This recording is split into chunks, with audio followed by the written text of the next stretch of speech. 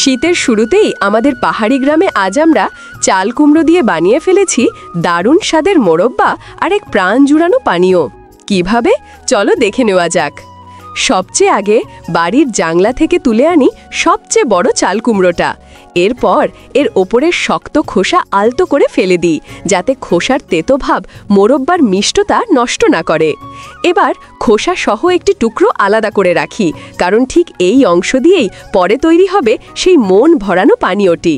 তারপর ভেতরের বীজ সরিয়ে কুমড়োটাকে সরু সরু ফালি করে কেটে নিই। বড় পাত্রে রেখে চুন মেশানো পানিতে সারা রাত ভিজিয়ে রাখি, যাতে কুমড়োর টুকরোগুলো সুন্দরভাবে ফুলে ওঠে।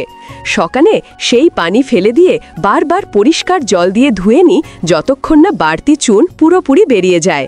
এরপর কুমড়োর ফালিগুলো কড়াইতে দিয়ে হালকা করে সেদ্ধ করি, যতক্ষণ না নরম মোলায়েম হয়ে আসে।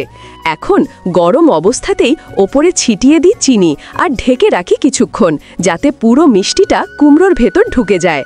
তারপর কড়াইতে ফেলে হালকা আঁচে নাড়তে থাকি, যতক্ষণ না শিরা শুকিয়ে কুমড়োর গায়ে জমে ওঠে হালকা চিটচিটে দানা ভাব আর হয়ে ওঠে মচমচে মোরব্বা। তারপর এগুলো ঠান্ডা হতে রেখে দিই। এবার শুরু পানীয় তৈরির পালা।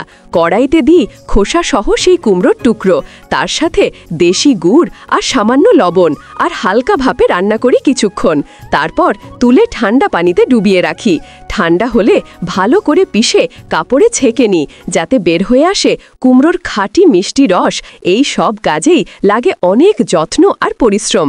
তাই তোমাদের কাছে ছোট্ট অনুরোধ, ভিডিওটা লাইক করে চ্যানেলটা সাবস্ক্রাইব করে রেখো আর কমেন্টে জানাও শীতের কোন মিষ্টি তোমার প্রিয়। এই যে তৈরি হয়ে গেল আমাদের পাহাড়ের শীতের বিশেষ মচমচে মোরব্বা আর সতেজ চাল কুমড়ার চিউস, যার স্বাদ মনকেও গরম করে দেয়।